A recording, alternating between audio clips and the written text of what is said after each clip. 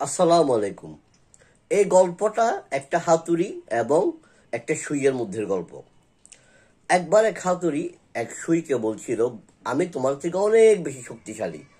আমি প্যারা ঠুকতে পারি, আমি ইট ভাঙতে পারি, আমি কাঠ ভাঙতে পারি, আমি লোহা পিটিয়ে সোজা করতে পারি, আমি আরো অনেক কিছু পারি।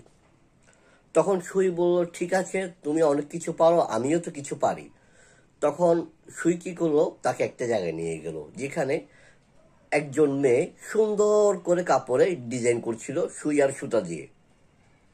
তারপর আরেকজন লোক একটা ছেঁড়া কাপড় সেলাই করছিল সুই দিয়ে।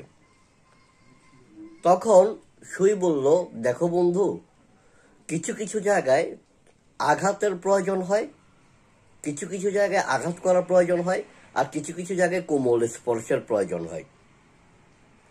কিছু জায়গায় আঘাতের প্রয়োজন হয়, কিছু জায়গায় কোমল স্পর্শের প্রয়োজন হয়। একটা কাপড়ের উপর সুই আর সুতার কোমল স্পর্শে একটা ডিজাইন তৈরি হচ্ছিল, আর সুই সুতার কোমল স্পর্শে একটা ছেঁড়া কাপড় সেলাই করে ওটাকে পরার মতো উপযোগী করে তোলা হচ্ছিল।